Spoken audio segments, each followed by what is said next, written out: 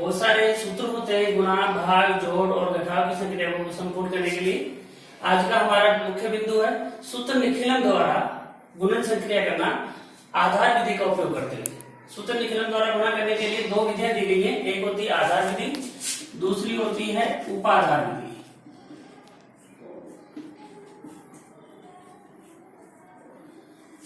दोनों विधियां सेम है, फर्क इतना ही है कि जो संख्याएं 10 से अधिक दूरी पर होती हैं, 10 से 100, 1000 जिन्हें हम आधार कहते हैं, तो सबसे पहले हमें इसमें आधार को समझना होगा। तो आधार लेते हैं हम इसमें 10, 100, 1000 या 10,000। इसी विधि द्वारा किसी भी प्रकार की संख्या का गुणा किया जा सकता है, और तो अधिक उपयुक्त विधि तभी रहेगी जब हमारी संख्या इन संख्याओं यानी आधारों के नजदीकी हो, करीब की हो। तो गणना सरल रहती है। जो संख्या आधार से जितना अधिक दूर होती है उसकी गणना उतनी जटिल हो जाती है, अर्थात ये कह सकते हैं कि उस समय विधि का उपयोग करना उचित नहीं होगा। तो सबसे पहले हम समझ लेते हैं कि आधार कैसे निकाला जाता है और इसको लिखने का तरीका क्या है। तो सूत्र निखिलन द्वारा गुणन संक्रिया ज्ञात करने के लिए मान लो दो संख्याओं का उदाहरण लेते हैं। एक संख्या 12 है और एक संख्या 11 है। ये साधारण सी छोटी सी संख्या है, 11 और 12। इन्हें जब गुणा करना होता है हमें एक तरफ तो लिखना होता है संख्या और दूसरी तरफ लिखना होता है उसका विचलन। विचलन का तात्पर्य है वह संख्या अपनी आधार संख्या 10 से 100, 1000 अथवा 10,000 से कितनी दूर है। अगर वो संख्या आधार से बड़ी है तो विचलन प्लस में होगा, अगर संख्या आधार से छोटी है तो विचलन ऋणात्मक होगा, अर्थात माइनस में होगा। माइनस वाले विचलन के माइनस का चिन्ह लगाना अनिवार्य है, उसे गणना में उपयोग करना जरूरी है। अगर हम विचलन 10 के सापेक्ष ज्ञात करें अर्थात संख्या 10 के नजदीकी है तो हमें विचलन 1 अंक में लिखना है, और अगर संख्या हमारी 100 के नजदीकी है या हम 100 के सापेक्ष गणना करते हैं विचलन की, तब हमें संख्या 2 अंकों के रूप में लिखनी है। विचलन में लिखे गए अंकों का विशेष महत्व है। तो हम पहले लिखते हैं, एक संख्या है हमारे पास 12, दूसरी संख्या 11। इनका हम गुणा करें सूत्र निखिलन आधार विधि के उपयोग के द्वारा। तो सबसे पहले विचलन होगा, तो 12 का 10 के सापेक्ष विचलन है संख्या माइनस आधार, ये हो गया हमारा +2, ये हो जाएगा +1, अर्थात 11 में से 1 को घटाएंगे, 11 में से 10 का आधार संख्या को घटाएंगे तो हमें +1 प्राप्त होगा। फिर बाद में यहाँ पे नीचे लाइन कह देंगे। सूत्र निखिलन द्वारा गणना करने पर हमें दिए गए सवाल को 2 भागों में बांटना है। एक के अंदर हम विचलन को आपस में गुणा करेंगे, दूसरे में हम एक संख्या का दूसरी विचलन संख्या के साथ योग करेंगे। यदि उसमें चिन्ह माइनस का होगा तो हमें घटाना होगा, अन्यथा योग संक्रिया करनी है। कहने का तात्पर्य होगा योग करेंगे। तो सबसे पहले हम यहाँ पर विचलनों का गुणा करते हैं, तो हम जानते हैं कितना आएगा, 2 एकम 2।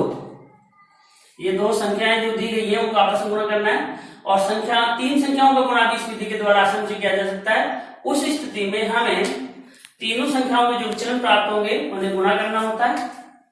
और अगले खाने में ये 2 भाग हो गए, पहला भाग दूसरा भाग। दूसरे भाग में ये विषय ध्यान रखना है कि संख्या अगर हमने 12 ली है तो विचलन जो है वो दूसरी संख्या का लेंगे। अगर संख्या पहले ली है तो विचलन हम दूसरी संख्या का लेंगे, और संख्या दूसरी लेंगे तो विचलन हम पहली संख्या का लेंगे। और आप अच्छी तरह से इस प्रक्रिया को दोहरा कर देख सकते हैं कि हमेशा आंसर हमें सेम प्राप्त होगा। 12 + 1 13, 11 + 2 13। संख्या इसी प्रकार की होगी इसमें 2 संख्याओं को लेने पर कि उनका जब योग करेंगे अपोजिट में एक दूसरे के साथ तो वो समान प्राप्त होगा। तो 12 + 1 कह दीजिए कि आपने 13 किया, या 11 + 2 13 किया। ऐसा नहीं होगा 12 + 2 14, 11 + 1 12। तिरछा गुणा योग करना है आपको। अब आपको एक खाने में से एक अंक का उपयोग करते हुए संख्याओं को लिख देना है। ये आगे है आपका उत्तर। यदि आप साधारण पद्धति द्वारा 11 को 12 से ऊपर नीचे लिख के गुणा करते हैं, जिसे हम स्तंभ विधि कहते हैं, तब हमारे को 132 ही उत्तर प्राप्त होगा।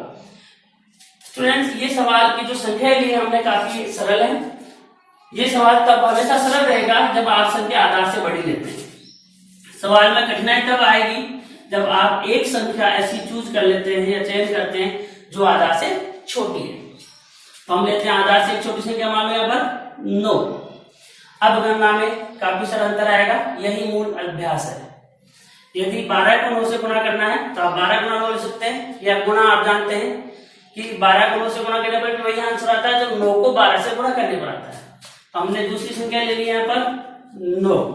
इसका विचलन होगा संख्या माइनस आधार। विचलन बराबर संख्या माइनस आधार। कभी भी संख्या चाहे बड़ी हो या छोटी, उसे आधार में से नहीं घटाना है। निखिलन विधि के द्वारा गुणन संक्रिया करने के लिए संख्या में से आधार को घटाया जाता है विचलन ज्ञात करने के लिए। तो यहाँ पर हम देखते हैं कि हमारे पास संख्या तो है 9, आधार है 10, इस प्रकार से तो 1 नहीं होगा, -1 होगा। अर्थात 1 आपको ऋणात्मक में प्राप्त होगा, उसे यहाँ चिन्ह से लिखना है। चिन्ह से लिखा जाना बहुत जरूरी है। अब वही प्रक्रिया अपनाएंगे, 2 खाने बनाएंगे, 2 भागों में हमारे नीचे एक भाग को बांट लेंगे। 2 को 1 से गुणा नहीं करना है, प्लस 2 को -1 से गुणा करना है। तो प्लस इंटू माइनस आप सभी जानते हैं होता है माइनस, और 1 दूनी 2 या 2 एकम 2। यहाँ पर हो गया ऋणात्मक 2। अब यहाँ पर एक संख्या 12 लेंगे तो विचलन लेंगे हम दूसरी संख्या का। तो 12 में से ये 1 जुड़ेगा नहीं बल्कि घटेगा, क्योंकि राशि ऋणात्मक है। तो 12 माइनस 1 हो जाएगा 11। और अगर इस संख्या को लेकर विचलन दूसरी संख्या का लेते हैं तो 9 + 2 होगा 11। आप कोई सा भी हल करो, आपको सेम उत्तर की प्राप्ति होगी। अब यहाँ पर अगर हम ऐसे लिख देते हैं इसको, तो ये क्या है, गलत है, क्योंकि संख्या नहीं बनी, उत्तर ही नहीं, संख्या नहीं है, ये समीकरण रूप में आ गया है लिखना। तो ऐसी स्थिति में हमें इस ऋणात्मक संख्या को धनात्मक संख्या में बदलना होगा। उसके लिए इसे उधार लेना होगा, और ये उधार लिए की संख्या निर्भर करेगी आधार संख्या पर।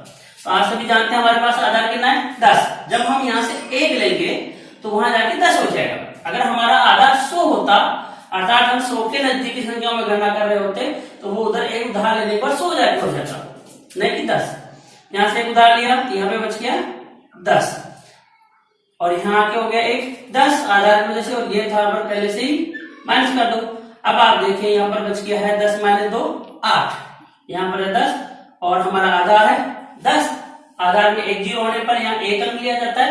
आधार अगर हम 100 लेते हैं, उसमें 2 जीरो हैं, तो हम यहाँ पर 2 अंकों का उपयोग करते हैं, और यहाँ 08 लिखा जाता है। फिलहाल लिखा जाएगा केवल 8, क्योंकि हमारे पास आधार में 1 शून्य है, तो यहाँ पर 1 आने में से 1 अंक लिया जाएगा। अगर यहाँ 2 अंकों युक्त संख्या होती है तो उसे ले जाकर यहाँ पर जोड़ कर लेते हैं, उसे हासिल की तरह भी व्यवहार दिलाते हैं। यहाँ पर इसको लिख दिया लास्ट वाले में, तो यहाँ पर हो गया है 108। और आप सभी जानते हैं स्तंभ विधि द्वारा गुणा करने पर या डायरेक्ट गुणा करने पर या 12 का पारा 9 पर बोलने पर आता है 108।